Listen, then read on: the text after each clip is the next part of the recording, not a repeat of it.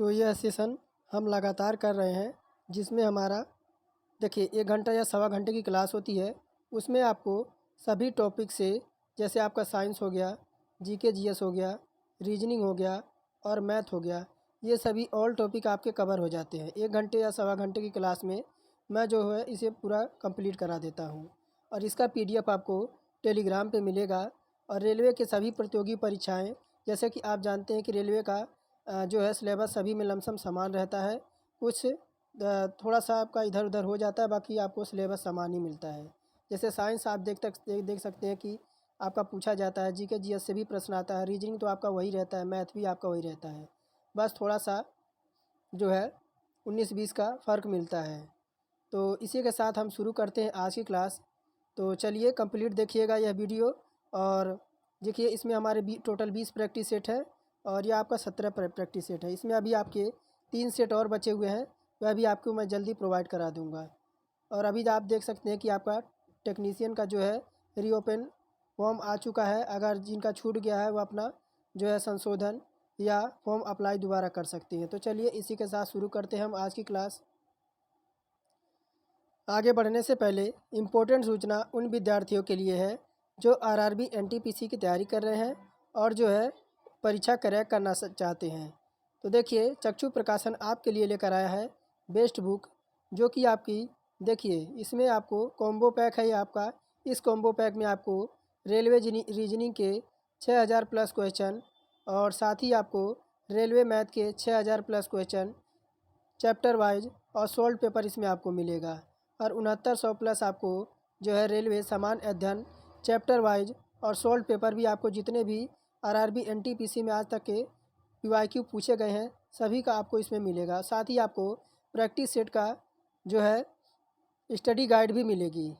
और आपकी प्रारंभिक परीक्षा आपकी 2025 में यह एग्ज़ाम होना है, उसी से मद्देनज़र रखते हुए इसमें आपको जो है चैप्टर वाइज सिलेबस वाइज आपको इसमें प्रैक्टिस सेट देखने को मिलेगा। तो इसका जो है लिंक मैं वीडियो के डिस्क्रिप्शन में दे दूंगा, नहीं तो आप डायरेक्ट इसे फ्लिपकार्ट, अमेजोन, स्नैपडील और मीशो पर यह आसानी से उपलब्ध है। तो चलिए हमारा जो आज की क्लास है उसको हम शुरू करते हैं। इसमें मैं आपको 1 से 75 क्वेश्चन का सेट कराऊंगा और आप देखिए आपको कमेंट में बताना है कि 75 में से आपका क्या स्कोर रहा। और सबसे पहले मैं साइंस, उसके बाद रीजनिंग, फिर आपका जो है जीके जीएस, उसके बाद आपका मैथ सॉल्व कराऊंगा। तो देखिए आपके स्क्रीन पर पहला प्रश्न आपको नज़र आ रहा है। मैं आपको प्रत्येक प्रश्न के लिए 5 सेकंड का आपको टाइम दूंगा। आपको माइंड में जो है आंसर चूज कर लेना है। तो पहला क्वेश्चन आपके स्क्रीन पर नज़र आ रहा है, कह रहा परमाणु बम जो है वह किस पर आधारित होता है। तो ऑप्शन ए कह रहा नाभिकीय संलयन के सिद्धांत पर, नाभिकीय विखंडन के सिद्धांत पर, और सी कह रहा रेडियो धर्मिता पर, और डी कह रहा उपरोक्त में से कोई नहीं। तो 4 विकल्प है, फटाफट अपने मन में विचार कीजिए कि क्या उत्तर होना चाहिए।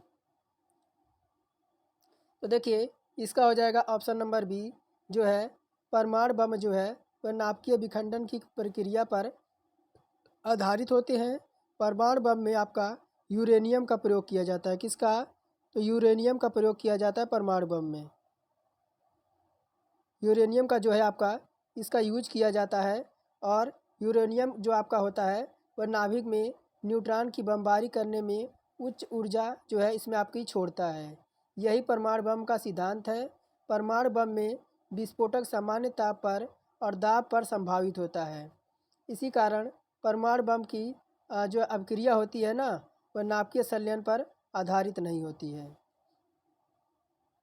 आगे देखिए दूसरा प्रश्न कह रहा कि केशिका नली में किस द्रव्य का चढ़ना किस कारण होता है। केशिका नली में किसी द्रव्य का चढ़ना किस कारण होता है। तो ऑप्शन 4 हैं। ए है संयंता, बी है परासरण, सी है विसरण और डी है आपका पृष्ठ तनाव। तो 5 सेकंड आपके पास है। तो देखिए अगर बात करें क्वेश्चन नंबर 2 की, तो विकल्प हमारा हो जाएगा पृष्ठ तनाव।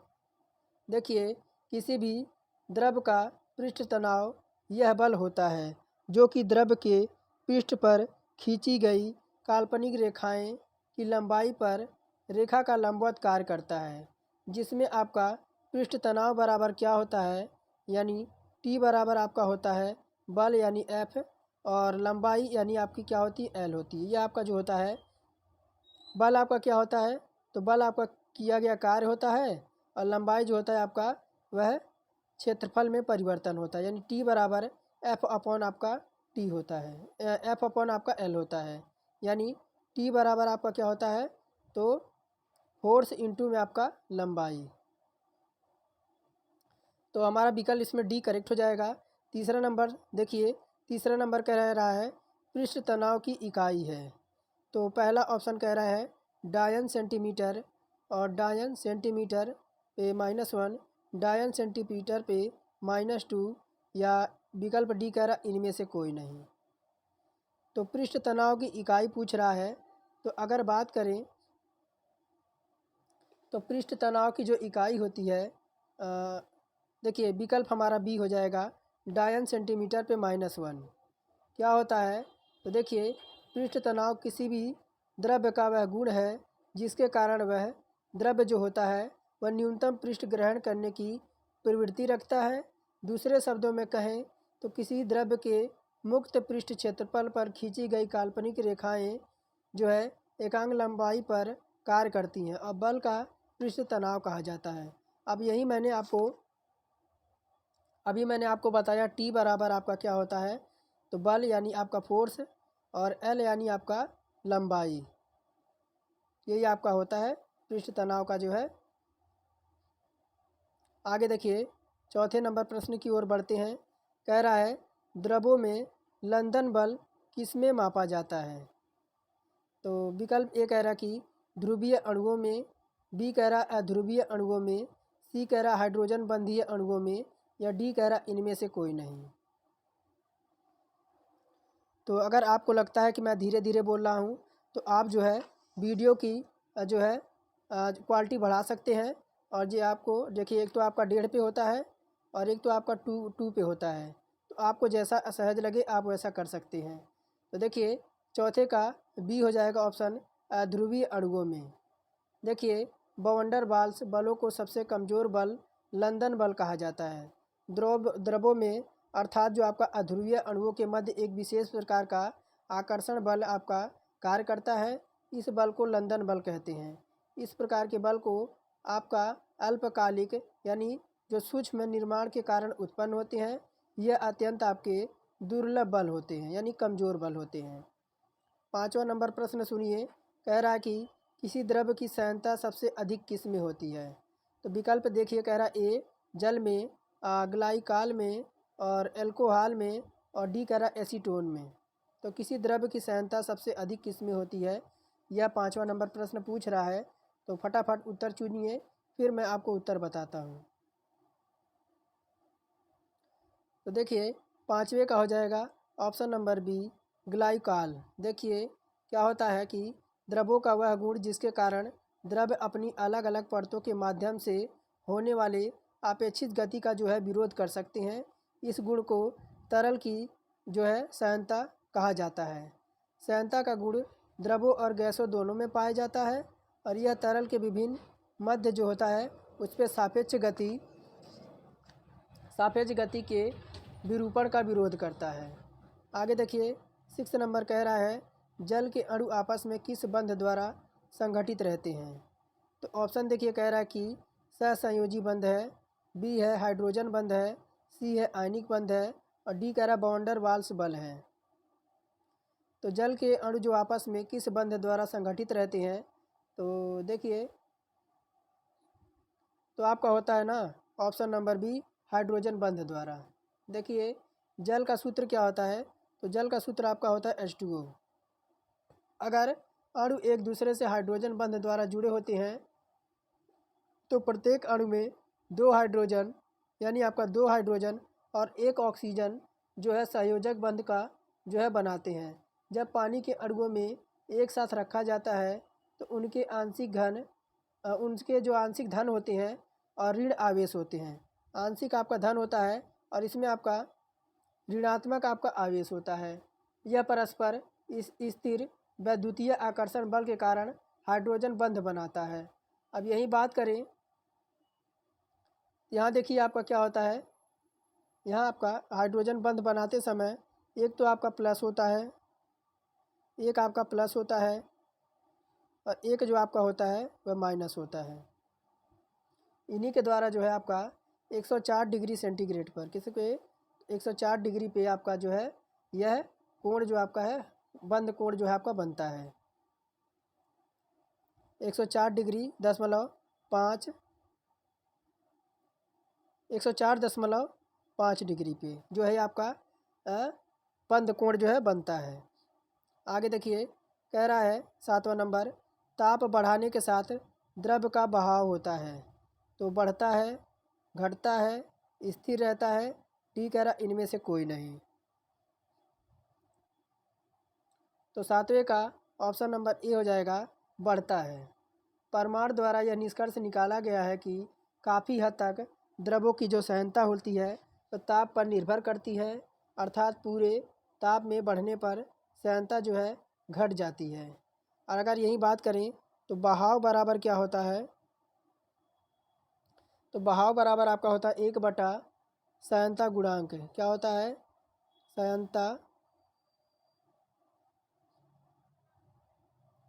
सहनता गुणांक होता है। आगे देखिए 8वां नंबर प्रश्न कह रहा है कि 8वां नंबर प्रश्न कह रहा है ऊंचे स्थान पर पानी कम ताप पर उबलता है, ऐसा क्यों होता है। तो कह रहा है कि वहाँ वायुमंडलीय दबाव जो आपका कम होता है, वहाँ वायुमंडलीय दबाव उच्च होता है, जल में दुर्लभ हाइड्रोजन बंध होते हैं और जल शुद्ध रूप से वहाँ पाया जाता है। तो ऊंचे स्थानों पर पानी कम ताप पर उबलता है, ऐसा क्यों, किस कारण से होता है। तो देखिए ऐसा आपका होता है कि वहाँ पे जो आपका वायुमंडलीय दबाव होता है ना, वह आपका कम होता है। क्या होता है, तो देखिए वायुमंडलीय दबाव अगर बात करें तो 760 mm से आपका यानी एच जी पर जो आपका 100 डिग्री सेंटीग्रेड पर जो है उबलने लगता है। पानी का जो आपका सामान्य क्वथनांक होता है वह 100 डिग्री सेंटीग्रेड होता है। बाहरी दाब एक वायुमंडलीय यानी 1 atm बराबर आपका 1 atm बराबर 760 mm आपका Hg होता है। अधिक होने पर जो है उच्च ताप पर उबलेगा और बाहरी दाब पर एक वायुमंडलीय में 760 Hg होने पर यह क्वथनांक आपका कम हो जाएगा। आगे देखिए आगे क्या कह रहा है 9वां नंबर, कह रहा कि प्रत्येक आवर्त में बाएं से दाएं चलने पर तत्व की धात्विक प्रवृत्ति क्या होती है। तो यही कह रहा कि बढ़ती है, घटती है, स्थिर रहती है, बढ़ भी सकती है और घट भी सकती है। तो ये तो 9वां प्रश्न है।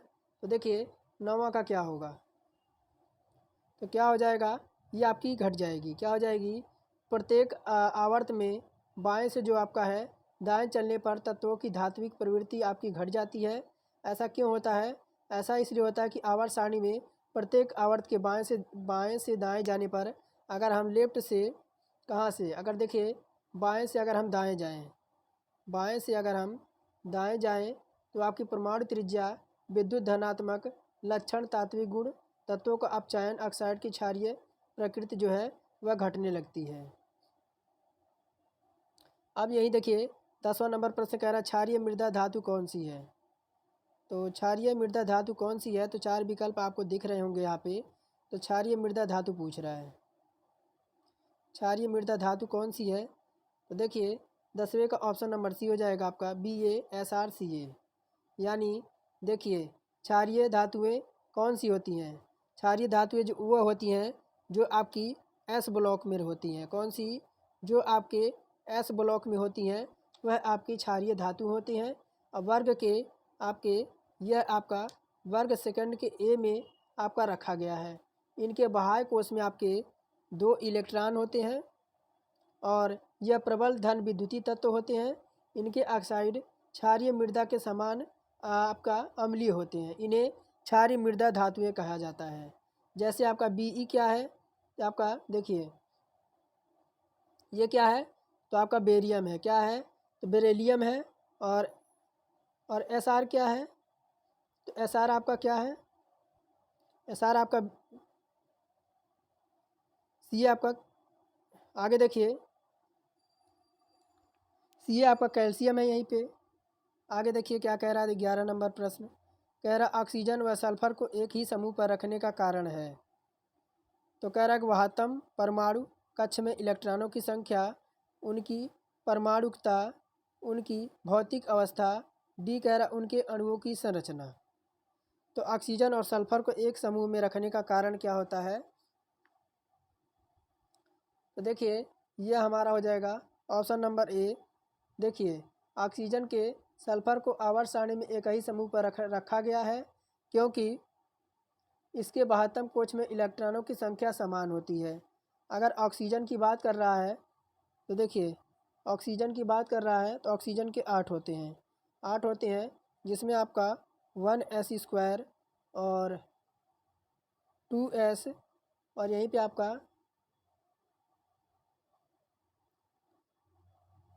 2s और 2s पे क्या, तो 2s² और 2p पे 4, और यहीं आपका क्या दे रखा है? सल्फ़र दे रखा है यानी एस बार देखिए एस का आपका 16 है, यानी आप देख सकते हैं यहाँ पे 1s² 2s² और 3s² और 3 पे आपका पी पे आपका 4 हो जाएगा। तो देखिए स्पष्ट यह होता है कि इसके बाह्य कोश का जो इलेक्ट्रॉनिक विन्यास होता है वह NS यानी N पे 4 होता है। और ये आपका वर्ग कौन से तत्व में रखा है? ये आपका 6 के आपके ए वर्ग में रखा गया है। आगे देखिए 12 नंबर प्रश्न की ओर बढ़ते हैं। 12 नंबर प्रश्न का जवाब दीजिए।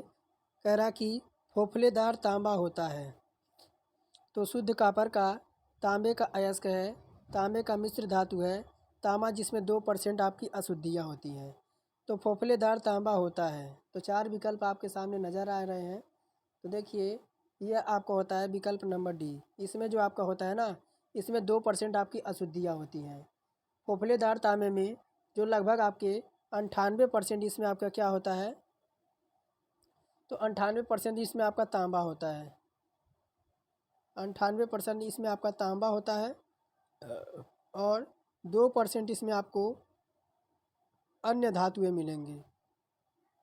इसमें आपकी अन्य अशुद्धियाँ मिलेंगी, जैसे आपका सल्फ़र हो गया और आर्सेनिक हो गया और आपका आयरन हो गया और आपका सिल्वर हो गया, यह सब आपको मिलेंगे। 13 नंबर कह रहा है कि किसी परमाणु का परमाणु भार किसके कारण होता है?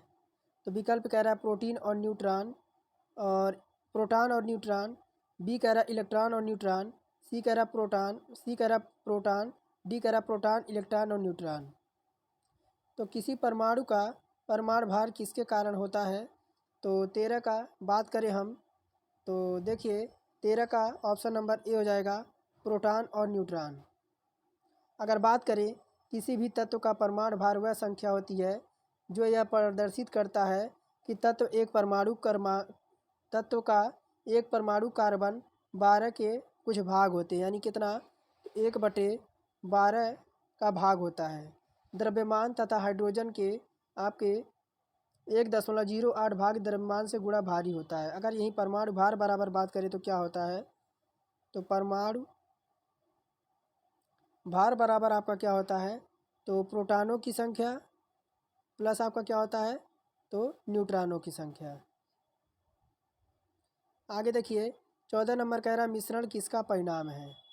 यानी मिश्रण किसका परिणाम है? तो मिश्रण क्या होता है? तो मिश्रण जो आपका होता है ना, तो देखिए मिश्रण जो होता है वो आपका भौतिक परिवर्तन होता है। जब 2 या 2 से अधिक तत्व यौगिक या दोनों किसी भी अनुपात में बिना रासायनिक संयोग से मिलाए जाते हैं तब एक अशुद्ध पदार्थ प्राप्त होता है जिसे मिश्रण कहा जाता है। मिश्रण में बात करें तो जैसे आपका पीतल हो गया और आपका तांबा हो गया और इसमें आपका जस्ता हो गया, यह जो आपका होता है वह मिश्रण आपका होता है। वायु जो आपकी होती है वह कई गैसों का आपका मिश्रण होती है। मिश्रण एक भौतिक परिवर्तन का परिणाम है। अब भौतिक परिवर्तन क्या होता है, देखिए भौतिक परिवर्तन जैसे मान लीजिए, अब मान लीजिए बर्फ़ है, अगर मान लीजिए बर्फ़ है, अगर बर्फ़ पिघल कर अगर पानी बन जाए तो इसे पुनः हम बर्फ़ में परिवर्तित कर सकते हैं। तो ये आपका भौतिक परिवर्तन है। अब रासायनिक परिवर्तन क्या होता है, मान लीजिए दूध है, अगर दूध से दही बन जाए तो क्या हम पुनः दही को दूध में परिवर्तित कर सकते हैं, नहीं कर सकते। तो इसी को रासायनिक परिवर्तन और ये आपका भौतिक परिवर्तन हो जाएगा।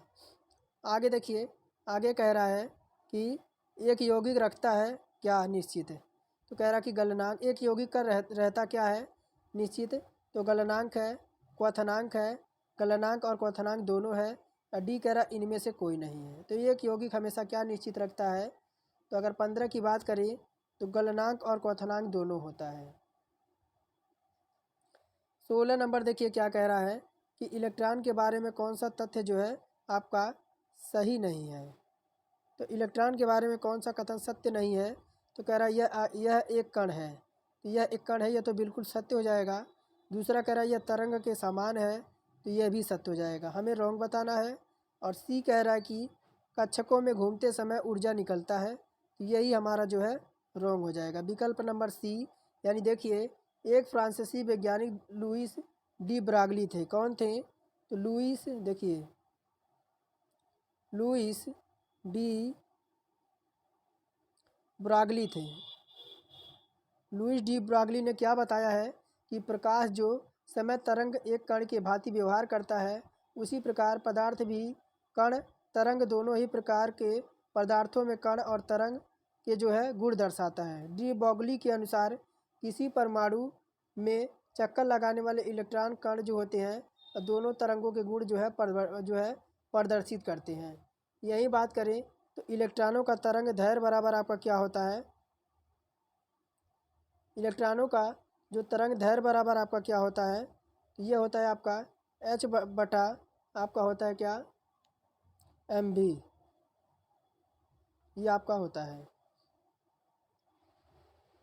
जहाँ h आपका प्लांक नियंत्रांक है और m आपका क्या है, m आपका इलेक्ट्रॉन का द्रव्यमान है और v इलेक्ट्रॉन का वेग है। आगे देखिए 17 नंबर कह रहा है कि किसी नाभिक के चारों ओर घूमते हुए इलेक्ट्रॉन की कुल ऊर्जा होती है, तो कह रहा शून्य, शून्य से कम, शून्य से अधिक, और कुछ परिमाण में शून्य से कम और कुछ शून्य से अधिक। तो किसी नाभिक के चारों ओर घूमते हुए इलेक्ट्रॉन की कुल ऊर्जा होती है, तो यह आपकी होती है शून्य से कम।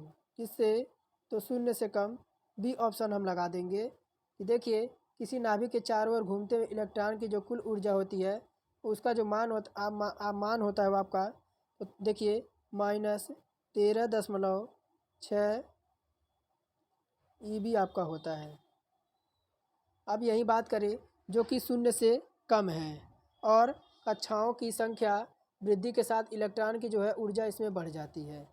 18 नंबर प्रश्न कह रहा है निम्न में से कौन सा व्युत्पन्न मात्रक नहीं है, तो देखिए आवृत्ति है, प्लांक नियतांक है, गुरुत्वाकर्षण नियतांक है और विद्युत धारा है। तो निम्नलिखित में से कौन सा व्युत्पन्न मात्रक नहीं है, तो 18वें की बात करें तो देखिए विकल्प हम लगा देंगे विद्युत धारा।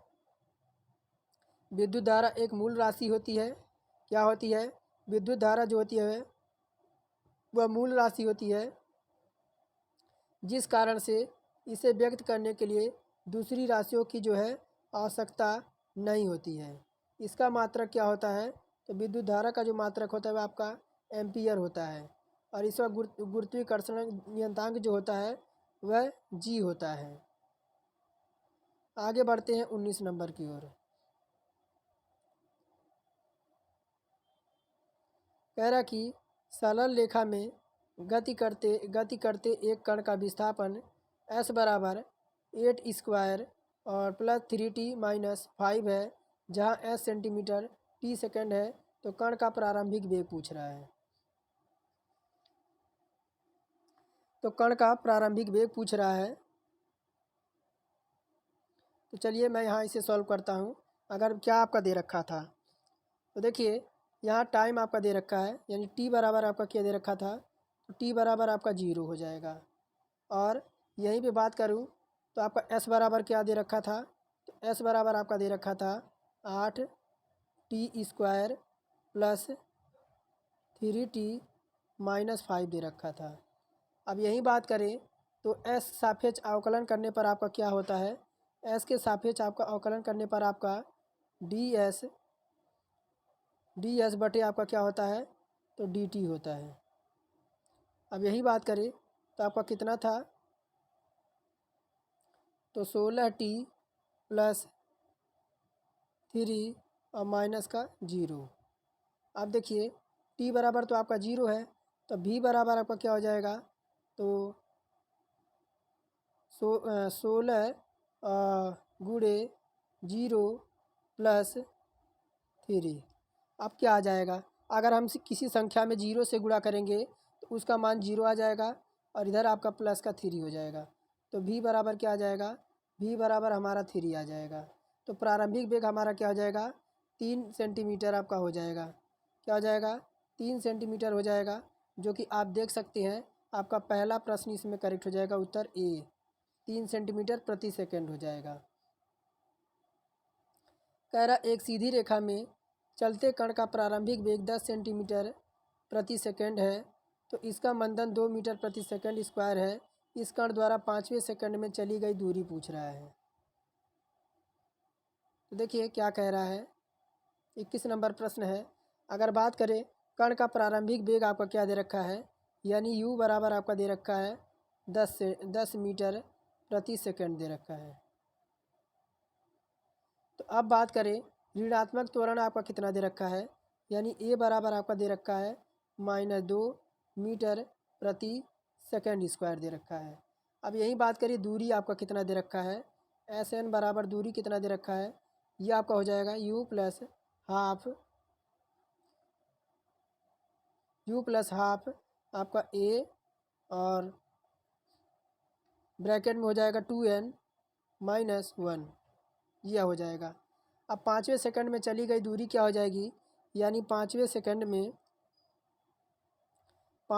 में चली गई दूरी क्या हो जाएगी, तो ये हो जाएगी आपकी u का मान आपका 10 है और ये आपका हो जाएगा 10 प्लस हाफ और ब्रैकेट में हो जाएगा आपका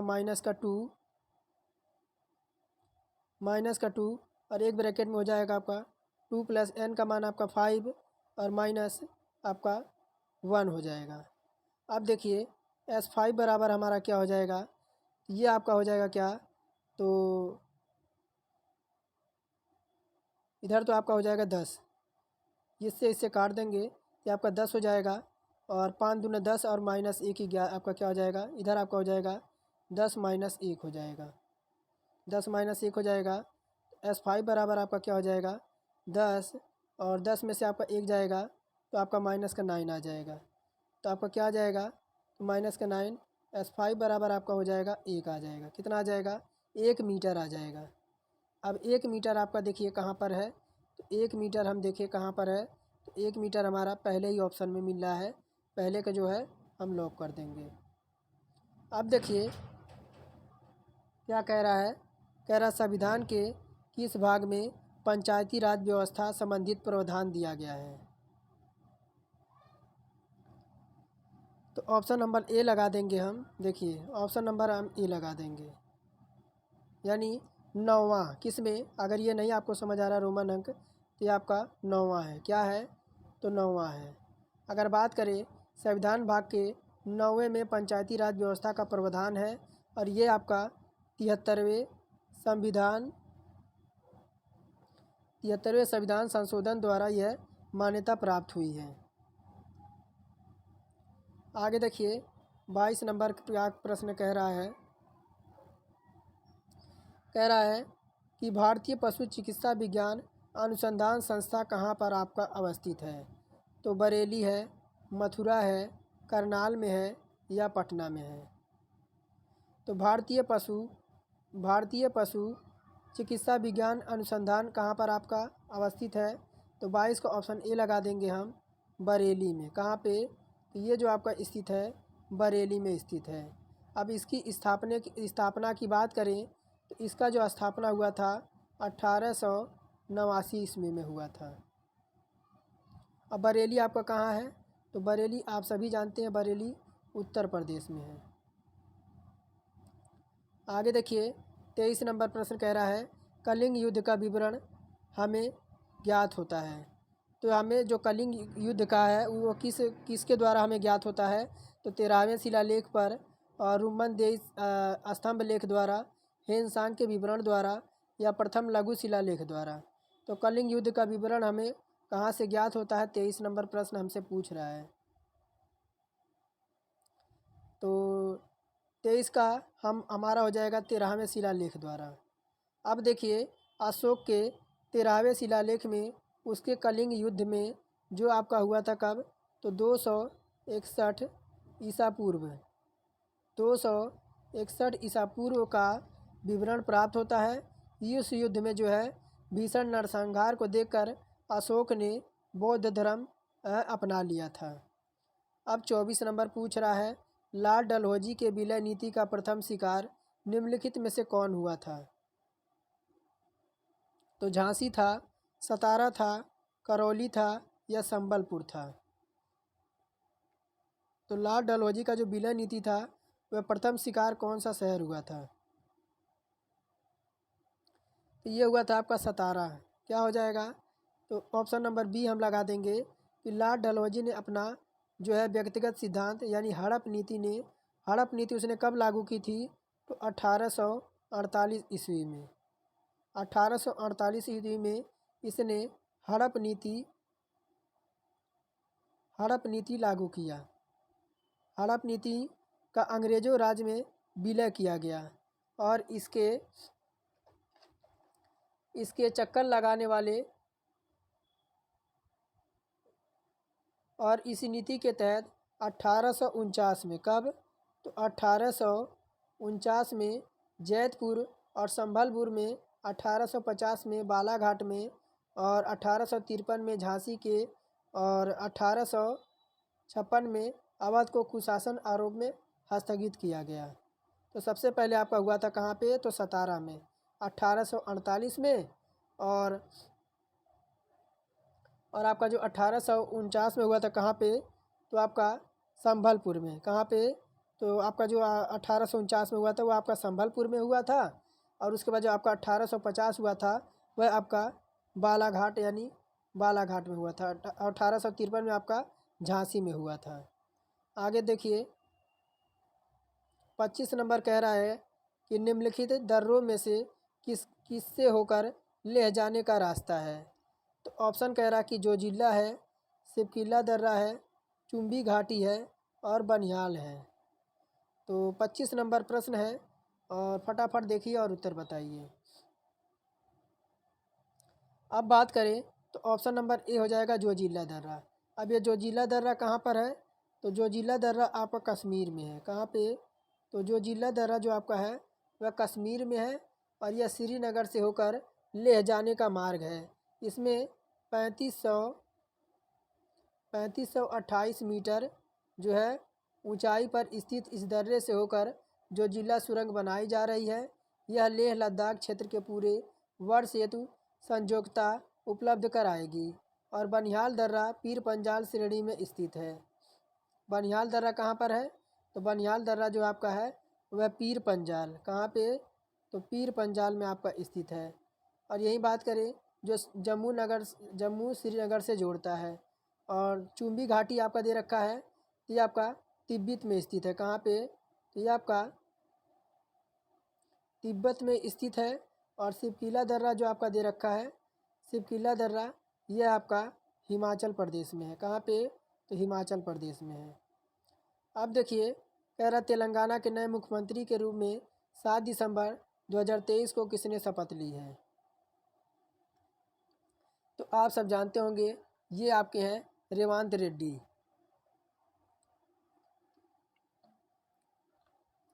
तेलंगाना के प्रदेश कांग्रेस अध्यक्ष रेवंत रेड्डी ने तेलंगाना के मुख्यमंत्री के रूप में शपथ ली है। उन्होंने चंद्रशेखर राव का स्थान लिया। इससे पहले कौन थे? तो चंद्रशेखर राव थे। चंद्रशेखर राव इससे पहले थे, इन्होंने इसका स्थान लिया है। और कांग्रेस पार्टी ने तेलंगाना विधानसभा के 119 सीटों से 119 सीटों में जो है 64 सीटों पर जीत हासिल की है।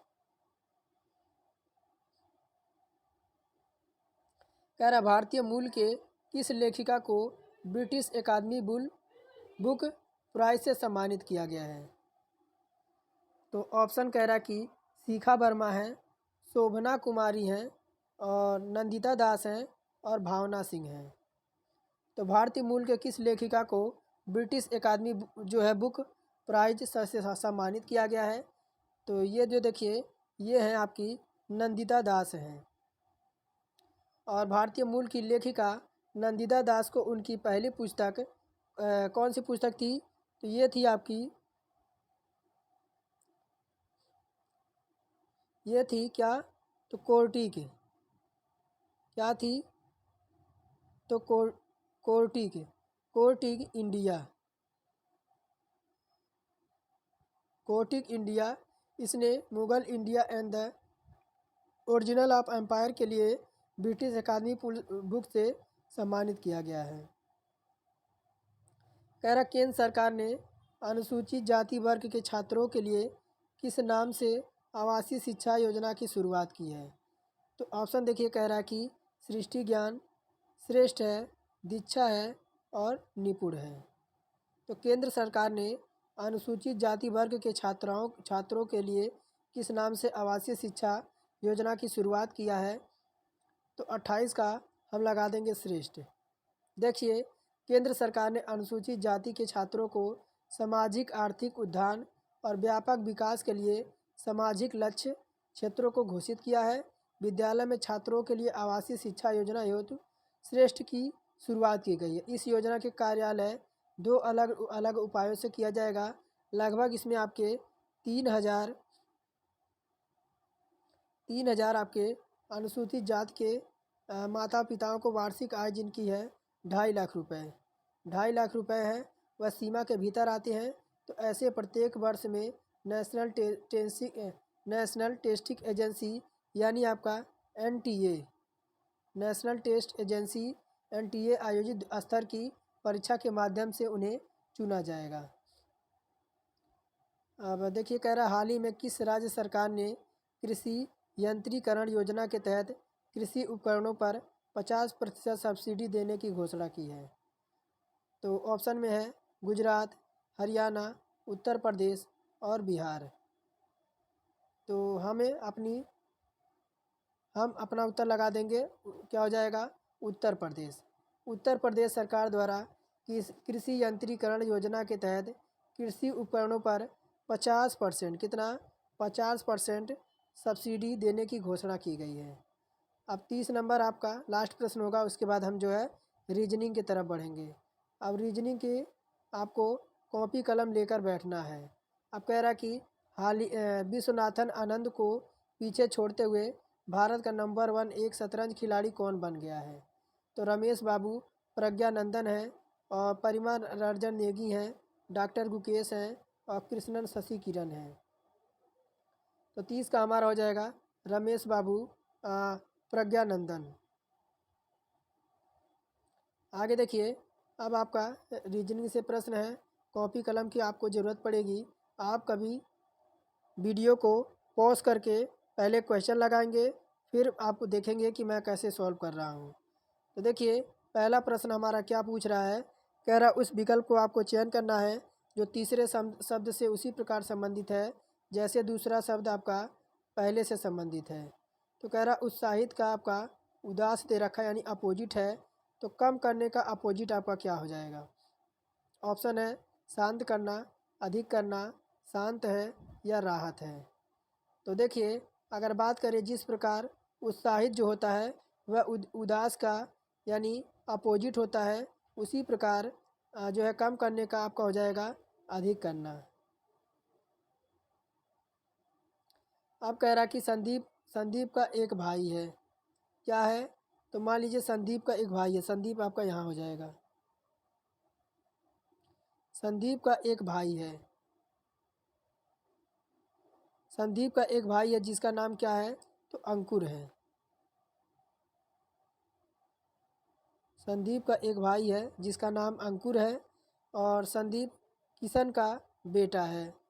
संदीप किसका बेटा है? तो संदीप किशन का बेटा है। अब किशन का बेटा है यानी अंकुर भी इसी का बेटा हो जाएगा।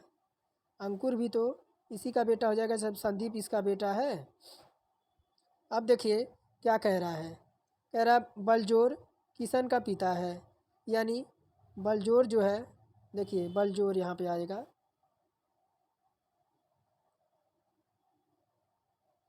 बलजोर जो है किशन का पिता है। अब कह रहा है कि अंकुर बलजोर से कैसे संबंधित होगा। तो देखिए अंकुर उसका नाती लगेगा। क्या लगेगा? नाती कहिए पोता कहिए, बात एक ही है। तो उसका क्या लगेगा? उसका पोता लगेगा। हम ऑप्शन नंबर ए लगा देंगे। और ये उसका क्या लगेगा? तो उसका बाबा दादा या। अब देखिए आगे देखिए, कह रहा है कि विलास को याद है, विलास को याद है कि उसका विवाह 4 जुलाई के बाद हुआ था। यानी उसकी जो मैरिज हुई थी, मैरिज यानी उसकी शादी हुई थी विलास की, विलास की शादी हुई थी। इसकी जो शादी हुई थी वह 4 जुलाई के बाद हुई थी। 4 जुलाई के 4 जुलाई के बाद हुई थी। जबकि उसकी बहन यानी देखिए विलास को याद है कि उसका विवाह 4 जुलाई के बाद हुआ था, जबकि उसकी बहन को याद है कि उसका विवाह 6 जुलाई से पहले हुआ था। यानी उसकी जो सिस्टर है वो क्या कह रही है कि 6 जुलाई से, उसकी बहन कह रही है कि 6 जुलाई से पहले हुआ था। तो उसका विवाह जुलाई किस तिथि को हुआ था। अगर 4 और 5 का स्पेस देखें तो 4 और 5 के स्पेस में आपको दिख रहा होगा कि आपका यानी 5 तारीख को हुआ है, यानी 4 तारीख के बाद हुआ है और 6 तारीख के पहले यानी 5 तारीख को जो है विलास का जो है शादी हुई थी। आगे देखिए कह रहा दी गई श्रृंखला का रिक्त पद आपको ज्ञात करना है। अब रिक्त पद ज्ञात करना है तो अब देखिए 34 नंबर प्रश्न है। तो अगर हम बढ़ते हैं किस पे, तो देखिए आपका क्या दे रखा है। एम है, एन है और क्या है, पी है और क्यू है और एस है और क्या है, फिर आपका टी है। फिर आगे आपको बताना क्या आएगा। तो एम हमारा 13 नंबर पे होता है। किस पे? एम की प्लेस वैल्यू 13, एन की 14 और पी की 16, क्यू की 17, एस की 19 और टी की 20। तो अब देखिए आपका हो क्या रहा है, यानी आपका देखिए 3 से 4 यानी 1 हुआ, 4 से 1 मिनट, 4 से 16 हुआ तो आपका 2 हो गया, फिर आपका 1 हुआ, फिर आपका कितना हुआ, 2 हुआ, फिर आपका 1 हुआ, फिर आपका 2 होना चाहिए, 2 होगा तो आपका 22 आएगा, 22 पे आपका भी होता है, 22 पे भी होता है। अब देखिए आगे फिर क्या दे रखा आपका, यू है और ई है, उसके बाद क्या है, एक्स है, उसके बाद आपका एफ है, फिर ए है, उसके बाद आपका जी है। अब देखिए तो यू हमारा यानी +1 आया, +1, +1 नहीं, अगर यहाँ पे बात करें तो यू हमारा 21 पे होता है, ई हमारा 5 पे होता है और एक्स हमारा 24 पे होता है और एफ हमारा 6 पे होता है, ए हमारा 1 पे होता है और जी हमारा 7 पे होता है। अब देखिए 21 से 5 तक जाने पर देखिए यू से, 1 मिनट, ऐसे नहीं है, आगे देखिए अगर हम यहाँ से यू से एक्स एक्स पे जाएं, यू से एक्स पे जाएं तो हमें कितना देखने को मिलेगा। तो देखिए हमें 3 का डिफरेंट देखने को मिलेगा। कितने का? तो हमें जो डिफरेंट देखने को मिलेगा वह आपको 3 का डिफरेंट देखने को मिलेगा। अब यहीं एक्स से हम किस पे जाएं, 1 पे जाएं, एक्स से 1 पे जाएं तो हमें देखिए क्या देखने को मिलेगा। एक्स से ए पे जाएं तो हमें जो है इसमें भी हमें तीन देखने को मिलेगा। अब देखिए फिर हम जाएँ ए से, अगर हम +3 करते हैं, ए से +3 करते हैं तो हमें क्या मिल जाएगा, हमें डी मिल जाएगा, नहीं मिल जाएगा। तो हमारा बी डी जो है करेक्ट हो जाएगा। देखिए ऑप्शन नंबर हमारा किस में दे रखा है, तो हमें सी ऑप्शन में दे रखा है। किस में, बी डी हमारा सी ऑप्शन में है। आगे देखिए क्या कह रहा है आपका, एक ऑप्शन आपका इधर था, कह रहा है कि एक निश्चित कोड भाषा में आपको संकेत को आपका इतना लिखा गया है और रोलर को आपको इतना लिखा जाता है, तो उसी भाषा में स्लाइड को कैसे लिखा जाएगा।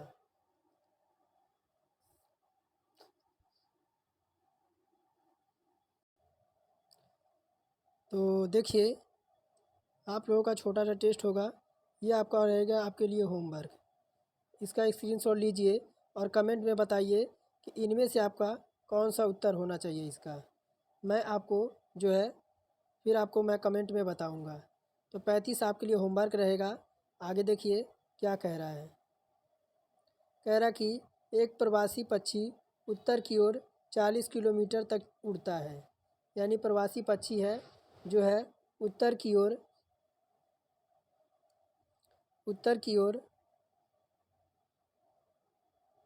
मान लीजिए यहाँ से वह शुरू किया और 40 किलोमीटर उत्तर की ओर यानी नॉर्थ की ओर वो जो है उड़ा। यानी मान लीजिए मैं थोड़ा सा इसको और छोटा कर दूँ। अब देखिए अगर वह मान लीजिए ए बिंदु से चलना स्टार्ट किया, अब वह उत्तर की ओर 40 किलोमीटर चला, तो मान लीजिए वह बी बिंदु तक पहुंच गया। अब क्या कह रहा है कि फिर वह पूर्व की ओर मुड़ जाता है और 50 किलोमीटर चलता है। तो पूर्व की ओर मुड़ गया, मान लीजिए वह सी बिंदु तक पहुंचा और 50 किलोमीटर वह उड़ गया पूर्व की ओर। फिर कह रहा है उत्तर की ओर मुड़ जाता है और 110 किलोमीटर उड़ता है। अब वह उत्तर की ओर मुड़ जाता है, मान लीजिए यहाँ तक मुड़ा, तो ये एक दूरी जो आपकी है 110 मीटर बता रहा है। तो ए बी सी मान लीजिए डी पॉइंट पे पहुँच गया। फिर कह रहा है कि अपनी बाईं ओर मुड़ता है और 50 किलोमीटर चलता है, यानी फिर वह बाईं ओर मुड़ जाता है और यहाँ भी जो है 50 किलोमीटर की जो है उड़ता है। फिर कह रहा है कि वह अपने आरंभिक स्थिति से अब कहाँ पर है, तो उसका आरंभिक स्थिति तो सीधे ही अभी चल रही है। उसकी आरंभिक बिंदु अभी तो ये चल रही सीधा, तो 40 यहाँ पर है और आपका 110 यहाँ पर है, तो 40 और 10 जोड़ देंगे आपका 150 हो जाएगा। और ये आपका कौन सी दिशा हो जाएगी, आपकी नॉर्थ हो जाएगी। क्या हो जाएगी, यह नॉर्थ दिशा हो जाएगी। अब भी या मान लीजिए ये इसका स्टार्टिंग पॉइंट था ये, और ये उसका जो है एंडिंग पॉइंट है।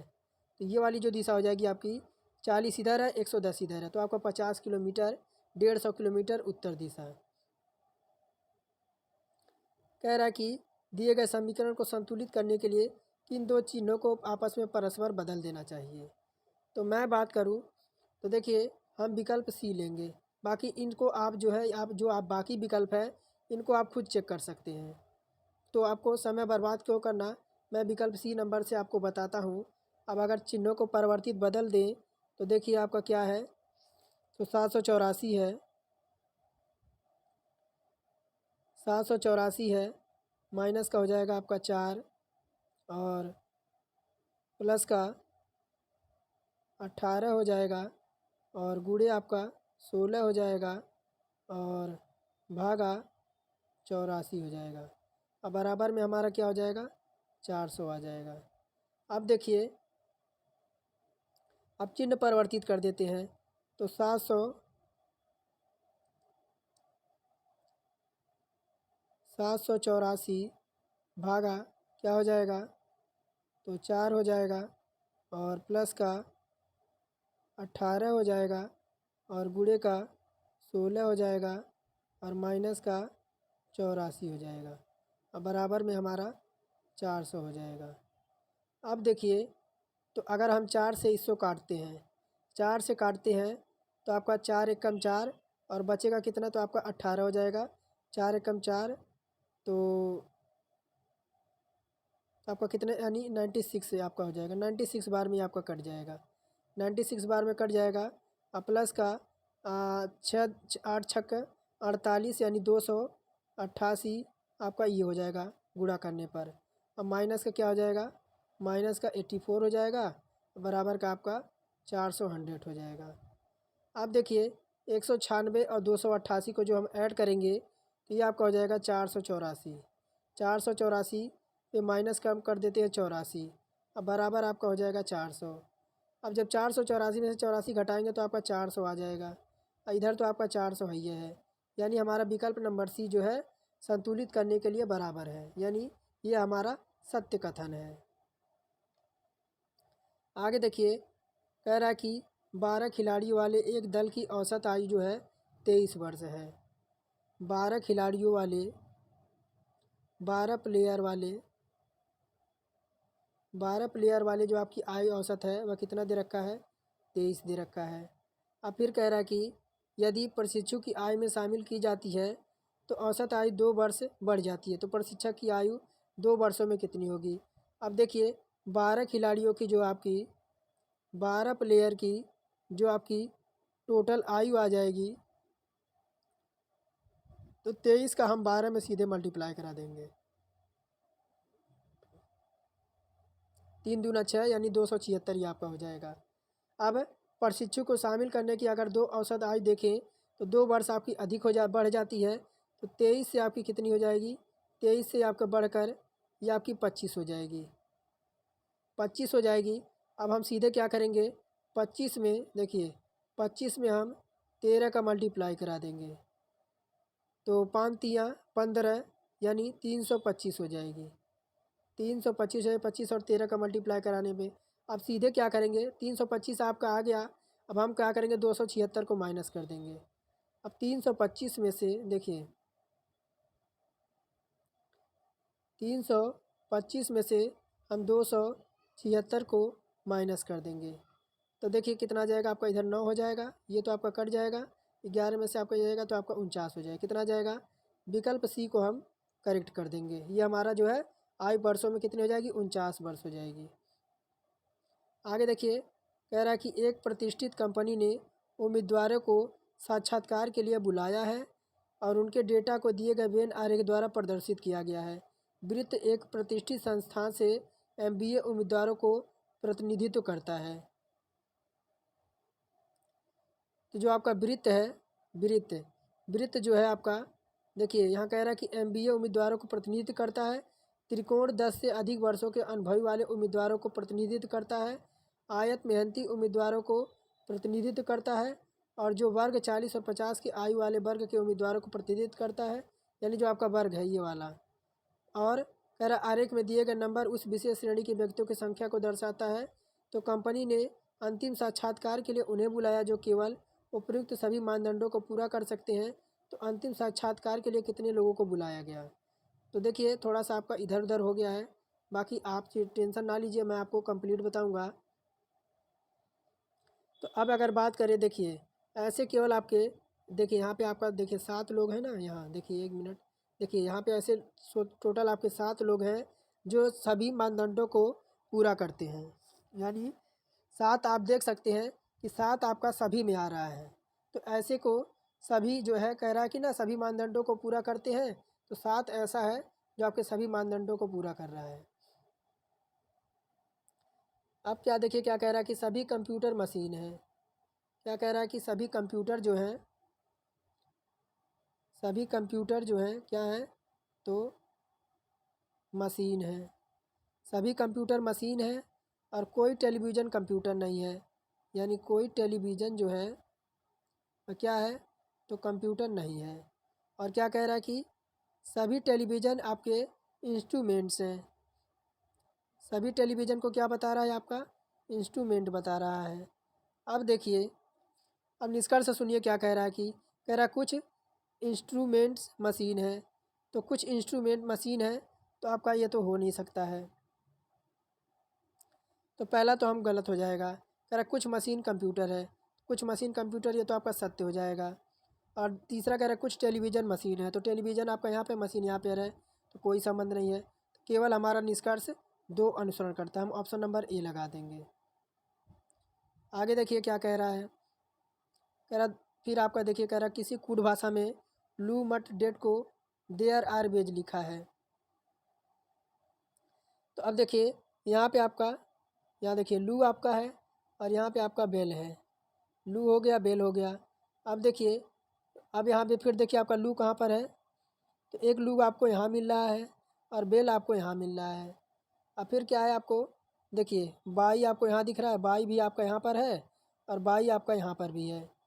तो कोड किसका पूछ रहा था, तो ही इज स्ट्रोंग, तो बेल का कोड पूछ रहा था। किसका, बेल का कोड पूछ रहा है। तो देखिए अगर बात करें तो यहाँ पे देखिए आपका सीन बाई, सीन बाई का अर्थ क्या दे रखा है, तो आपका ही इज दे रखा है, ही इज दे रखा है, सीन बाई का अर्थ है। तो अब स्पष्ट है, बेल का कोड हम क्या लगा देंगे, देखिए बेल का कोड आपका इसमें भी आपका लू मिल रहा है और तो हम क्या लगा देंगे, तो देखिए तो विकल्प सी लगा देंगे। या में हमारा आंसर आएगा, या तो हमारा पहला होगा या तो हमारा दूसरा सही होगा। बाकी हमें देखिए मिल तो नहीं रहा है, लेकिन हम जो है विकल्प सी जो है इसमें लगा सकते हैं। अब देखिए क्या कह रहा है, प्रिंसिपल सुबह 10 बजे विद्यार्थियों को संबोधित करेंगे। और दूसरा कह रहा है कि आपसे अनुरोध है कि सुबह 10 बजे से पहले अपना स्थान ग्रहण कर लें। तो पूर्वानुमान कह रहा है क्या, यदि विद्यार्थी यदि विद्यार्थी जो है पूर्व है 10 बजे से पहले अपना स्थान नहीं ग्रहण करते हैं तो समारोह आरंभ नहीं होता है। दूसरा कह रहा है कि समारोह निर्धारित समय पर आरंभ होगा। तो कौन सा जो है हमारा अनुमान इसमें जो है निकाला जा सकता है, तो देखिए ऑप्शन नंबर ए लगा देंगे कि दूसरा जो है समारोह निर्धारित समय पर आरंभ होगा। चाहे विद्यार्थी अपना स्थान ले या ना ले, समारोह जो है आपका सही समय पर जो आपका है वह आरंभ होगा, यानी 10 बजे। तो कह रहा है कि रेलवे ट्रैक के मुकाबले दिन के दौरान अधिक जो क्या होती हैं, थोड़ा सा दिख नहीं रहा है, और दिख कह रहा है दिन के समय गर्मी होती है और धातु गर्मी के कारण जो है फैलती है। तो इसमें देखिए 44 है ना, 43 है। तो देखिए ए आर दोनों सत्य है और ए आर जो है आपकी इसकी सही व्याख्या करता है। ऑप्शन नंबर ए लगा देंगे। आगे देखिए क्या कह रहा है, कह रहा पी और डॉलर क्यू का अर्थ है पी क्यू का भाई है, और पी संबोधक क्यू का अर्थ है आपका पी क्यू का पिता है, पी स्टार क्यू का अर्थ है पी क्यू का पुत्र है। तो निम्नलिखित में से क्या पी एस का भाई बता रहा है। तो अब देखिए यहीं पे अगर बात करें तो ऑप्शन नंबर हम यहाँ पे देखिए डॉलर का अर्थ आपका क्या दे रखा है, परसेंटेज का अर्थ आपका क्या है, तो आपका भाई है। परसेंटेज का अर्थ हमें क्या बता रहा है, तो भाई बता रहा है। और संबोधन का चिन्ह हमें क्या कह रहा है, तो पिता बता रहा है। और स्टार का अर्थ क्या बता रहा है, तो पुत्र बता रहा है। तो इस अकॉर्डिंग देखें तो ऑप्शन नंबर ए देखिए, ये देखिए तो क्या हो जाएगा,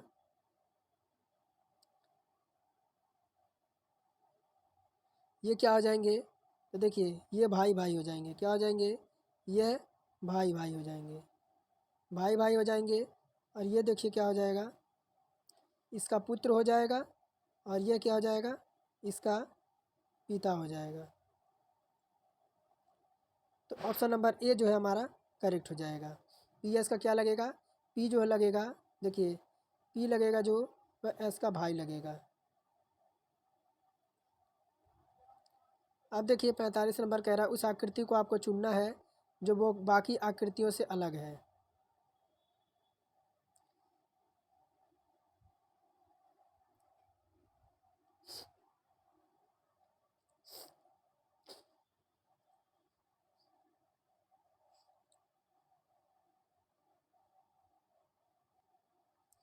तो देखिए अगर हम बात करें ऑप्शन नंबर डी देखिए, 1 2 और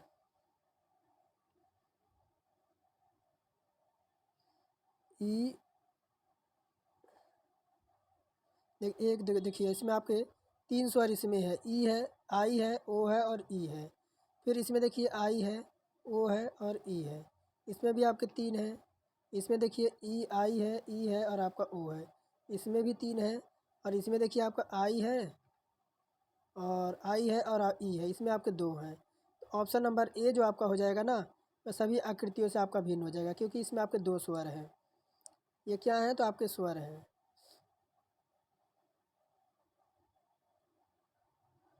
आगे देखिए, कह रहा उस विकल्प का चयन करें जो निम्नलिखित कथनों को वैध धारण है। कह रहा डॉक्टर की स्पष्ट चेतावनी के बावजूद रमेश, जो कि मधुमेह का रोगी है, उसने अपने मित्र के विवाह के अवसर पर आइसक्रीम खाई है। तो मित्र रमेश को अधिक पसंद नहीं करता है, तो डॉक्टर को आइसक्रीम पसंद नहीं है। आइसक्रीम रमेश के स्वास्थ्य के लिए अच्छी नहीं है, और मधुमेह के रोगी डॉक्टर को पसंद नहीं करते। तो देखिए, अगर मान लीजिए रमेश को मधुमेह है और डॉक्टर ने उसे जो है मीठा खाने के लिए मना किया है, तो अब देखिए, अब रमेश को क्या करना चाहिए। अब रमेश को क्या करना चाहिए, तो देखिए, हम सी लगा देंगे कि आइसक्रीम रमेश के स्वास्थ्य के लिए अच्छी नहीं है, क्योंकि उसे डायबिटीज़ की बीमारी है। आगे देखिए, कह रहा है कि निम्नलिखित श्रृंखला को पढ़ें और प्रश्नवाचक के स्थान पर कौन सा पद आएगा यह बताएं। तो अब देखिए, अगर हम यहाँ से देखें तो देखिए आपका क्या दे रखा है। तो 24 से अगर हम देखिए, तो आपका देखिए जे कितने पे आता है। जे आपका दे रखा है ना, देखिए यहाँ पे जे हो गया, ए हो गया, एम हो गया। तो जे हमारा 10 पे होता है, और ए हमारा 1 पे होता है, और एम हमारा 13 पे होता है। तो 13 10 23, और एक आपका कितना हो जाएगा, 24 हो जाएगा। अब ये तो आपका क्लियर हो गया। अब इसको देखिए, एल है और ई है और के है। तो एल हमारा 12 पे, और ई हमारा 5 पे, और के हमारा 11 पे। अब इनको जोड़ेंगे तो हमारा कितना आएगा, तो इसको जोड़ेंगे तो हमारा 28 आ जाएगा। 28 आ गया, ये आपका क्लियर होगा। अब इसको देखिए, एन है और क्या है,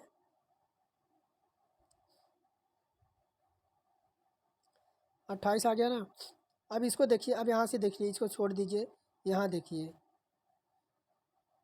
इसको देखिए, टी ए सी 24 दे रखा है। तो टी है, ए है, और क्या है, सी है। तो टी हमारा 20 पे होता है, और ए हमारा 1 पे होता है, और सी हमारा 3 पे होता है। तो ये हमारा कितना आ गया, 24 आ गया। अब हमें 28 लाना चाहिए। तो अब हमारा क्या आएगा, कैसे 28 आएगा, तो ऑप्शन नंबर बी देखिए। ऑप्शन नंबर बी देखिए, 24 से 28 हुआ, फिर आपका 24 से 28 होगा। अब बी देखिए, ई है और आपका ए है। तो बी हमारा यहीं 22 पे होता है, और ए हमारा 1 पे, और ई हमारा 5 पे। अब इनको ऐड कर देंगे, तो 22 और एक 23, 23 5 आपका 28। तो ऑप्शन नंबर हमारा बी इसमें करेक्ट हो जाएगा। अब देखिए 48 नंबर क्या कह रहा है। कह रहा है कि प्रश्न को पढ़ो और निर्धारित करें कि सही उत्तर देने के लिए विकल्पों में से अतिरिक्त समय किसकी ज़रूरत है। तो कह रहा है कि एक पिता और पुत्र की आयु जो है वह 13:3 के अनुपात में है। यदि माता की आयु 33 वर्ष है, तो पिता की आयु की माता की आयु से क्या अनुपात होगा। तो इसको भी आप होमवर्क ले लीजिए, इसको भी आप होमवर्क ले लीजिए, और आप कमेंट में बताइएगा। यानी दो मैं बस दो ही प्रश्न आपको दूंगा होमवर्क में, और इसको जो आपको सिद्ध करके बताना कि क्या उत्तर आएगा। आगे देखिए, कह रहा है निम्नलिखित को पढ़ें और निर्धारित करें कि सही उत्तर देने के लिए विकल्पों में से किससे अतिरिक्त ज़रूरत है। तो कह रहा है कि आपके 5 छात्र हैं, A B C D E. एक पंक्ति में ए जो है सी और ई के किनारे पर नहीं है। ए जो है आपका, मान लीजिए ए को यहाँ बैठा देते हैं, ये आपका सी और ई के किनारे पर नहीं है। तो पंक्ति में सबसे पहले कौन खड़ा है, तो कह रहा है कि ई सी से आगे है लेकिन ए से पीछे है। ई जो है आपका, ई जो है आपका वह देखिए, ई सी से आगे है। ई जो है आपका वह सी से आगे है, लेकिन किससे, ए से पीछे है। अब क्या कह रहा है, कह रहा है कि ए सी से आगे है, ए सी से आगे है, लेकिन डी से पीछे है। अब डी आपका सबसे लास्ट में आ जाएगा। अब यहाँ आपका कौन बचा, तो आपका बी बचा, BECAD। तो कह रहा है कि ई बिल्कुल मध्य में है, तो बिल्कुल सही है। सी से आगे 3 छात्र हैं, तो कौन सा हो जाएगा इसमें, तो ए जो आपका हो जाएगा ना, ए देखिए विकल्प नंबर, इसमें देखिए विकल्प नंबर बी, ये जो आपका हो जाएगा वह सी से आगे है और लेकिन डी से पीछे है, यही हमारा जो हो जाएगा। अब देखिए इसकी क्या बनेगी, आपके डायग्राम क्या बनेगा। तो देखिए आपका 4 सबसे पहले यहाँ दे रखा है, 4 आपका दे रखा है, सबसे पहले आपका 4 आएगा। तो देखिए इसमें आपका 4 उल्टा आना चाहिए ना, 4 उल्टा आना चाहिए। तो देखिए इसमें तो आपका उल्टा दे नहीं रखा है, और ना ही आपका इसमें दे रखा है, और इसमें आपका दे तो रखा है लेकिन आपका इधर दे रखा है, तो इधर भी आपका नहीं होगा। ये कहाँ होगा, तो आपका इधर होगा, इधर आपका होगा। 4 आपका इधर आएगा, सबसे पहले आपका 4 ही दिखेगा। फिर आपको कौन सा आकृति जो है पैटर्न को पूरा करेगी, तो ये पैटर्न पूरा करने के लिए देखिए आपको क्या चाहिए, तो यहाँ से आपको ये इस तरह से होना चाहिए, ये आपको इस तरह से आना चाहिए। तो ये आकृति आपको कहाँ देखने को मिलेगी, तो ये आकृति आपको देखने को मिलेगी ये इस वाले डी वाले में, डी आकृति हमारी करेक्ट हो जाएगी। यहाँ से भी आपका ये इस तरह से आएगा। अब फिर वही आपका है, घुमाने की अनुमति नहीं, आपकी कौन सी आकृति आपकी दिख रहा है इसमें। तो ये आकृति आपकी देखिए यहाँ से ये आया, यहाँ से ये आया। अब देखिए ये कहाँ गया,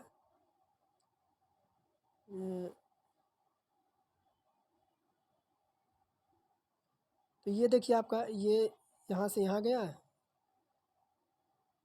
नहीं इसमें तो नहीं होगा। 52 बी में चेक करें, बी में देखिए, बी में चेक करते हैं। तो यहाँ से देखिए यहाँ गया, यहाँ से यहाँ गया, फिर यहाँ आया, फिर ये आपका देखिए यहाँ से ये वाला ये घूमा और ये इधर आया, इधर आया, और ये आपका ये वाला यहाँ आया। तो बी आकृति हमारी जो है सही हो जाएगी। अब इसमें त्रिभुज पूछ रहा है कितने हो जाएंगे, तो देखिए त्रिभुज की बात करें तो त्रिभुज आपके इसमें कितने हो जाएंगे,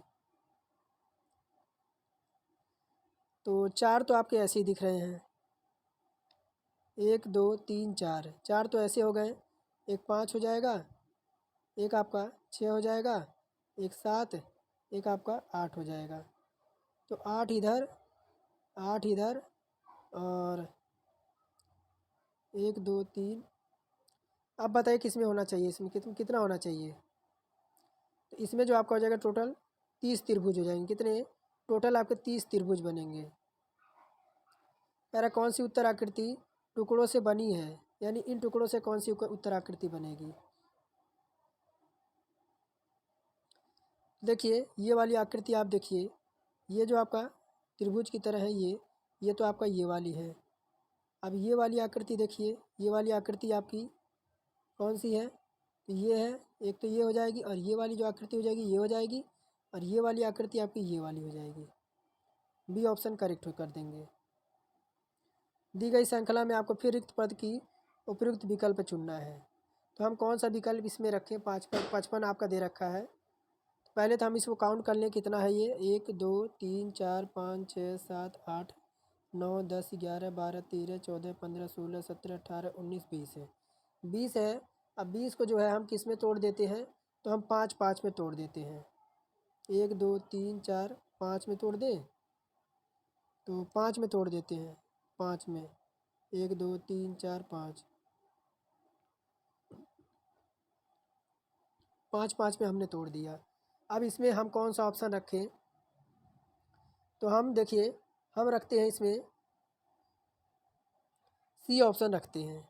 तो सी ऑप्शन में देखिए आपका एक तो डब्लू हो जाएगा,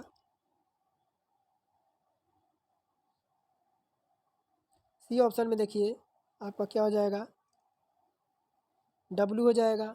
डब्लू के बाद क्या आएगा, तो आपका पी आ जाएगा, फिर आपका क्या आएगा, आई आ जाएगा, उसके बाद एन आ जाएगा, उसके बाद आपका ई आ जाएगा। तो हमारा बन क्या रहा है, डब्लू पी एन आई एक्स, एक्स पी एन आई ई, और YPNI और ZPNI, तो ये हमारा बन रहा है। आगे देखिए क्या हो रहा है। अभी देखिए आपका मैथ स्टार्ट है, इसका जवाब दीजिए। तो 56 नंबर प्रश्न है। अगर मैं बात करूँ देखिए, तो आपका करनी में दे रखा है 25 प्लस 31 बटा आपका 9 दे रखा है। तो अब इसे क्या लिख सकते हैं, तो 25 का 9 में मल्टीप्लाई करा देंगे और 31 उसमें जोड़ देंगे। 31 उसमें जोड़ देंगे तो देखिए हमारा क्या हो जाएगा, 25 का 9 में मल्टीप्लाई कराएंगे और 31 इसमें ऐड कर देंगे तो हमारा क्या हो जाएगा, 256 हो जाएगा और बटे हमारा 9 हो जाएगा। अब 9 हो जाएगा। अब 256 किसका वर्ग होता है, 256 किसका वर्ग होता है, 256 आपका 16 का वर्ग होता है और 9 आपका 3 का वर्ग होता है। तो अब देखिए 16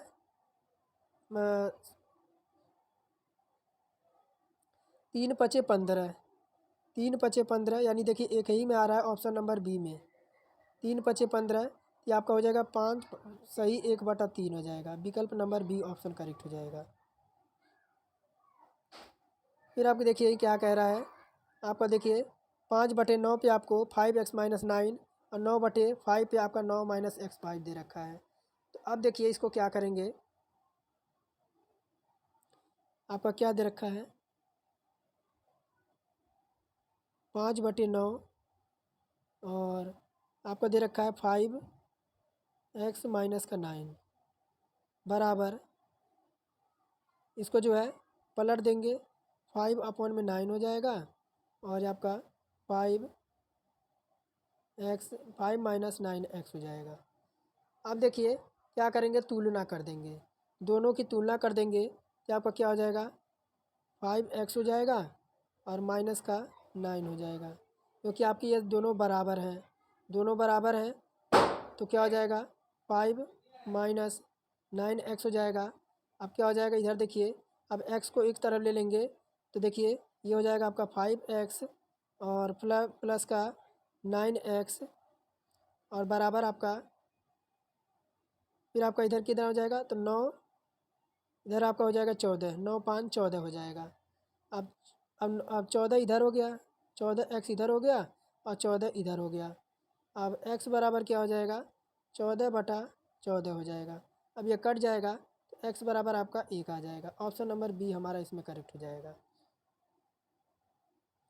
अब देखिए 58 नंबर है, मेरा 13 संख्याओं का औसत आपका 41 दे रखा है।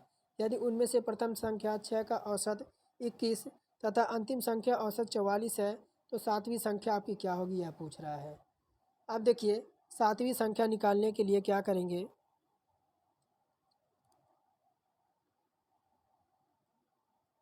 तो सातवीं संख्या पूछ रहा है, तो सातवीं संख्या पूछ रहा है तो क्या कह रहा है, 13 संख्याओं का औसत कितना दे रखा है आपका, 41 दे रखा है, 41 दे रखा है, माइनस लगाएंगे। फिर कह रहा है कि 6 संख्याओं का औसत आपका 21 दे रखा है, 6 संख्याओं का औसत कितना दे रखा है, 21 दे रखा है और फिर प्लस लगाएंगे। फिर आपके 6 संख्याओं का औसत 44 दे रखा है।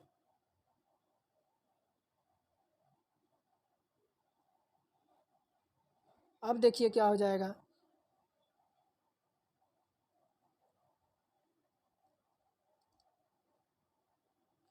अब देखिए क्या हो जाएगा, 13 और 41 से आपका मल्टीप्लाई होगा, 13 और 41 मल्टीप्लाई होगा तो आपका हो जाएगा 533, 533 हो जाएगा, 533 हो जाएगा और माइनस लगाएंगे और 21 गुणे 6 जोड़ेंगे, गुणा करेंगे तो ये आपका कितना हो जाएगा, 126 आ जाएगा। प्लस लगाएंगे और 6 और 44 का मल्टीप्लाई कराएंगे तो 264 आ जाएगा, 264 आ जाएगा। अब ये आपका कितना है, 533 है, माइनस लगाएंगे 126 और 264 जोड़ेंगे तो आपका कितना आ जाएगा, 390 आ जाएगा। अब 533 में से 390 घटेगा तो 143 आ जाएगा। कहाँ पे 143, ऑप्शन नंबर डी हमारा इसमें करेक्ट हो जाएगा। अब 60 नंबर देखिए क्या क्या 59 नंबर है ना, कह रहा किसी चुनाव के कुल मतों का 32% जो मत है, 32% मत पाने वाले प्रत्याशी अपने एकमात्र प्रतिद्वंदी से 2556 मतों से पराजित हो जाता है। तो 32% वोट तो पाता है वो, 32% मत पाता है, लेकिन 2556 मतों से जो है वह हार जाता है। तो चुनाव में डाले गए कुल मतों की संख्या पूछ रहा है।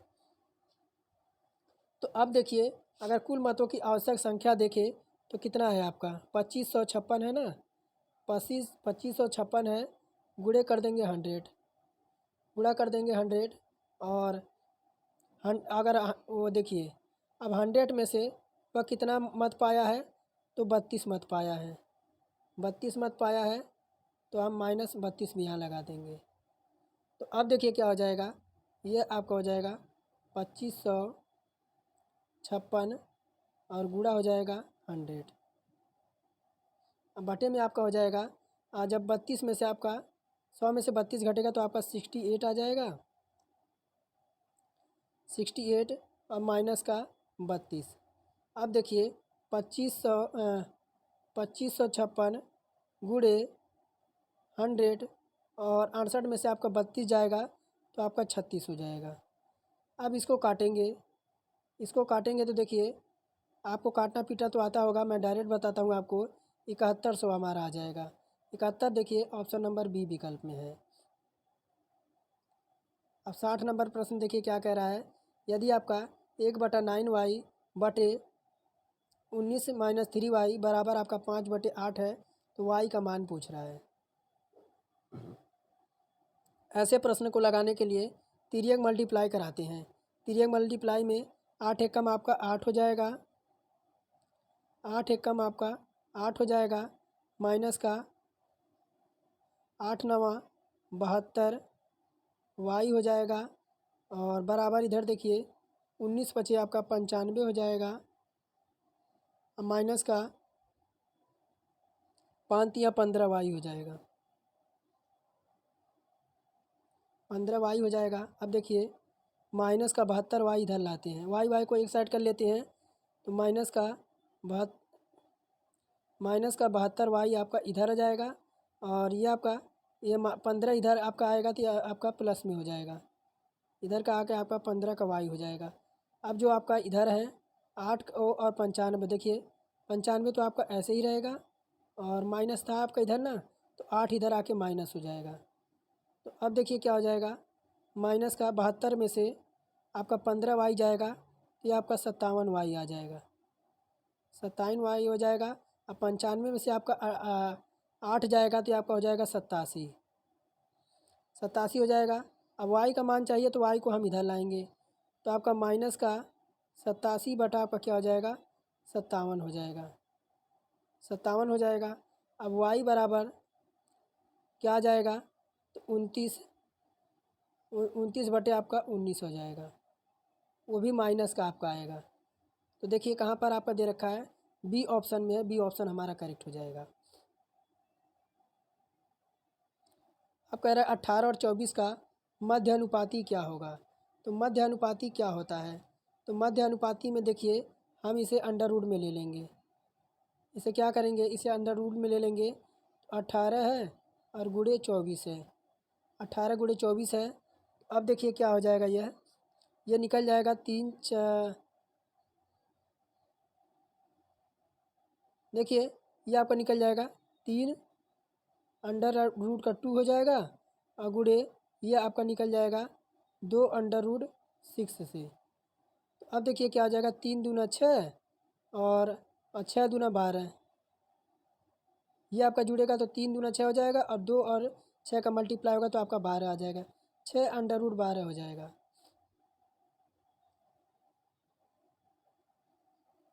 कह रहा त्रिभुज, देखिए क्या कह रहा है, ए बी सी त्रिभुज है और इसमें डी जो है ए बी का मध्य बिंदु है, तो डी बराबर बी सी, यानी आपकी रेखा जो दी गई हो खींची गई, तो कौन सा कथन सत्य होगा। तो इसमें अगर कथन की बात करें तो विकल्प नंबर डी देखिए, अगर डी ई बराबर आपका देखिए आपका क्या हो जाएगा 1/2 आपका बी सी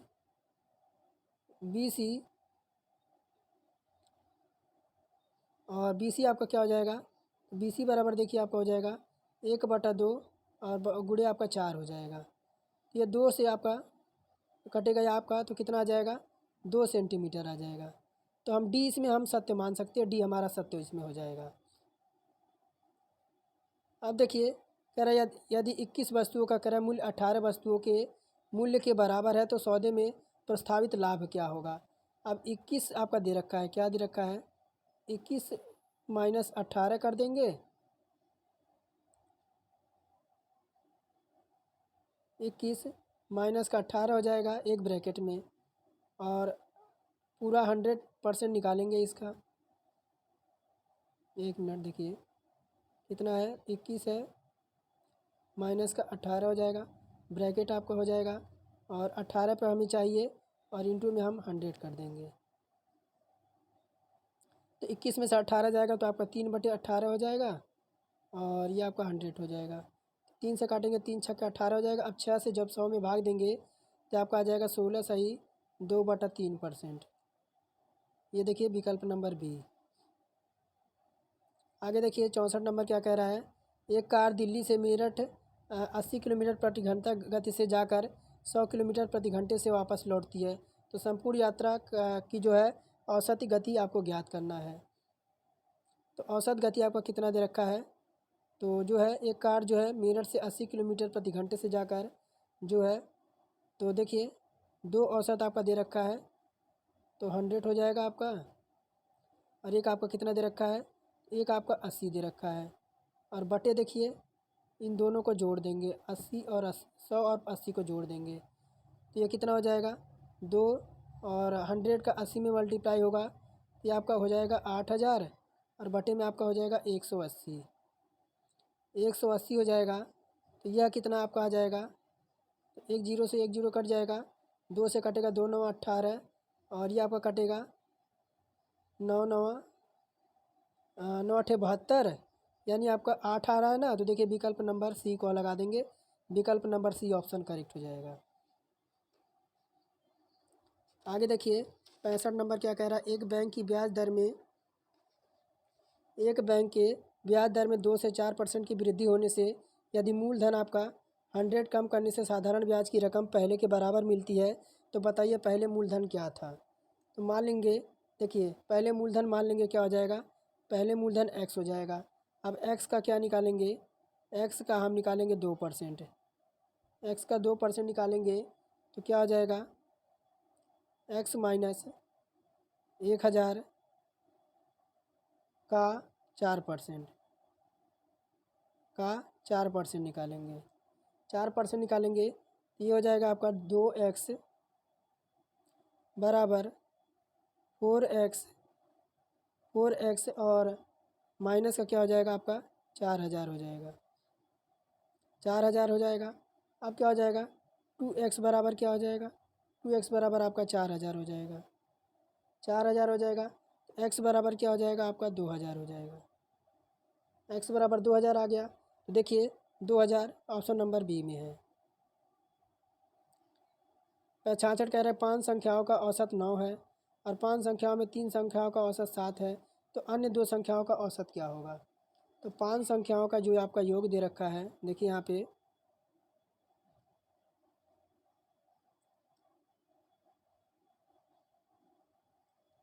तो 5 संख्याओं का जो औसत दे रखा है वह आपका 9 और 5 दे रखा है, ये आपका कितना हो जाएगा 45 हो जाएगा। और 3 संख्याओं का जो योग दे रखा है, 3 संख्याओं का वह कितना दे रखा है आपका 3 और आपका 7 दे रखा है, तो ये आपका कितना हो जाएगा 21 हो जाएगा। अब इन 2 संख्याओं का औसत क्या होगा, अब इन दोनों संख्याओं का औसत निकालेंगे तो 45 माइनस का 21 हो जाएगा, और बटे का कर देंगे 2 संख्याएं हैं ना, तो 45 में से 21 जाएगा आपका, तो देखिए कितना आ जाएगा आपका, इधर तो आपका 4 हो जाएगा और इधर आपका 2 हो जाएगा, तो आपका कितना आ जाएगा 12 आ जाएगा। विकल्प नंबर ए ऑप्शन करेक्ट हो जाएगा। अब देखिए इनको क्या है, x का मान ज्ञात करना है आपको, x का मान ज्ञात करना है। तो देखिए क्या करेंगे, इनमें से जोड़कर इसको माइनस कर देंगे, क्या करेंगे तो हमारा जो उत्तर मिल जाएगा ऑप्शन नंबर डी आप चेक कर लीजिएगा, ऑप्शन नंबर डी आएगा।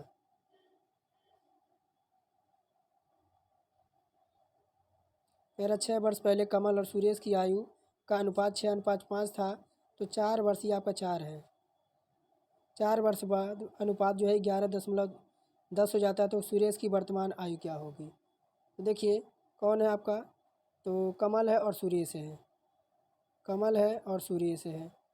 तो इनका जो आपका दे रखा है क्या, तो 6x प्लस का 6 हो जाएगा और बटे का आपका हो जाएगा 5x प्लस का 6 हो जाएगा। अब देखिए यह क्या हो जाएगा, तो इनका आपका हो जाएगा 6x और प्लस का 6 प्लस आपका 4 हो जाएगा और बटे का आपका हो जाएगा 5x प्लस का 6 और प्लस आपका 4। अब क्या हो जाएगा, अनुपात दे रखा है आपका 11 अनुपात आपका 10 दे रखा है। तो अब देखिए सुरेश की आयु का वर्तमान पता अगर लगाएंगे, तो अगर इनका तिर्यक मल्टीप्लाई करा देंगे तो हमारा उत्तर निकल के आएगा 16 वर्ष आ जाएगा। तो अब देखिए यहीं तक का है, बाकी आप देख लीजिएगा, टेलीग्राम पे मैं इसको प्रोवाइड करा दूंगा कंप्लीट। 2-4-10 क्वेश्चन मैं लास्ट में छूट ही जाता है, क्योंकि वीडियो लंबा हो जाएगा तो लोग बोर हो जाएंगे। बाकी आप जो है इसे टेलीग्राम पे दे दूंगा मैं, आप जो इसे कंप्लीट सॉल्व कर लीजिएगा। देखिए आपको कंप्लीट जो है भी प्रोवाइड मैं कराऊंगा, तो आप टेलीग्राम ज्वाइन कर लीजिए।